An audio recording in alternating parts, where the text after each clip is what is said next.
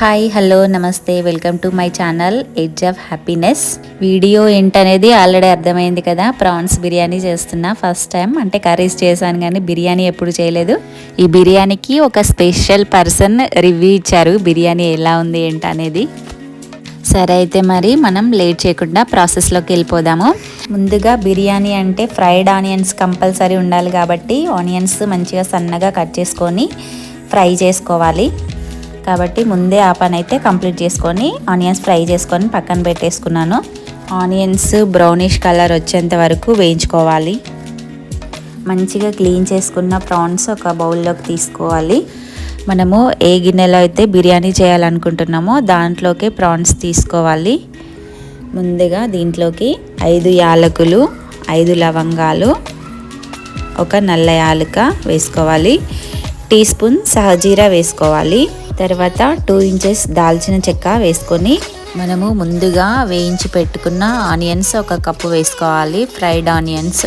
తర్వాత 3 టేబుల్ స్పూన్ల నెయ్యి వేసుకోవాలి. టేబుల్ స్పూన్ ధనియా పొడి, table spoon garam masala powder వేసుకోవాలి. ఆ తర్వాత పసుపు టేబుల్ స్పూన్ వేసుకోవాలి. తర్వాత కారం వేసుకోండి. కారం మీ టేస్ట్కి తగ్గట్టు వేసుకోండి. ఎక్కువ తినాలనుకుంటే ఎక్కువ వేసుకోండి. తర్వాత మనం పచ్చిమిర్చి కూడా యాడ్ చేస్తాం కాబట్టి చూసుకొని వేసుకోండి కారము.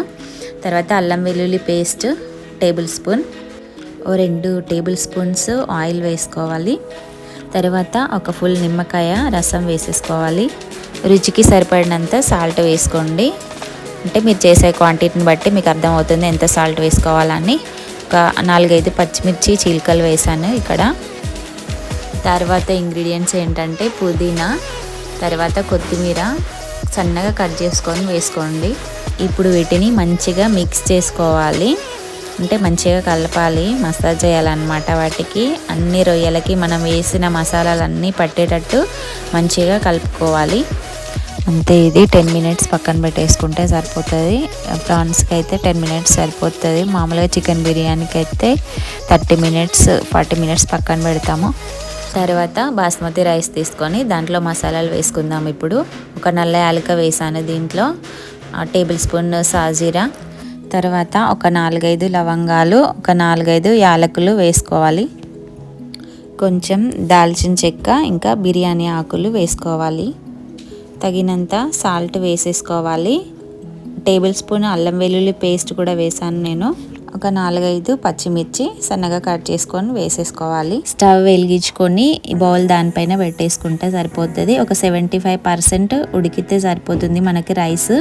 తర్వాత మనము ప్రాన్స్ మ్యారినేట్ చేసుకున్న బౌల్ని స్టవ్ మీద పెట్టేసుకొని ఇప్పుడు మనం ఉడికించుకున్న రైస్ని మనం మ్యారినేట్ చేసి పెట్టుకున్న రొయ్యల పైన వేయాలి. తర్వాత మనం ఫ్రై చేసి పెట్టుకున్న ఆనియన్స్, ఇంకా కొత్తిమీర, పుదీనా ఒక లేయర్ లాగా వేయాలి. ఆ తర్వాత మిగిలిన రైస్ కూడా వేసేసుకోవాలి. అంతే, ఇక మొత్తం రైస్ వేసేసుకున్న తర్వాత కొత్తిమీర, పుదీనా, ఇంకా కొంచెం ఆనియన్స్ వేసేసుకొని తర్వాత దానిపైన కొంచెం నెయ్యి వేసుకోవాలి. తర్వాత బిర్యానీ గిన్నె మూత మాత్రం మంచిగా సెట్ అయ్యేది పెట్టుకోవాలి, గాలి వెళ్ళకుండా. కావాలంటే చుట్టూ మైదా పిండితో కవర్ చేసుకోవాలి. నేనైతే సెట్ అయ్యి మూత పెట్టి బరువు పెట్టుకున్నా అంతే. ఆ తర్వాత 5 నిమిషాలు హై ఫ్లేమ్ మీద పెట్టుకోవాలి. 7-8 నిమిషాలు లో ఫ్లేమ్ మీద పెట్టి ఆఫ్ చేయాలి. ఆఫ్ చేశాక 15-20 మినిట్స్ వదిలేసి ఆ తర్వాత ఓపెన్ చేసుకోవాలి. మొత్తం ఒక 30 మినిట్స్ తర్వాత సూపర్ కుక్ అవుతుంది. చూడడానికి సూపర్ ఉంది కదా, చూడడానికే కాదు తినడానికి కూడా సూపర్ ఉంది. ప్లేట్లో మా హస్బెండ్కి వడ్డిస్తున్నాను, చూడండి ఎంత కలర్ఫుల్గా కనిపిస్తుందో. మన బిర్యానీకి ఇక్కడ మంచి రివ్యూ వచ్చిందంటే మన బిర్యానీ సక్సెస్ అయినట్టే.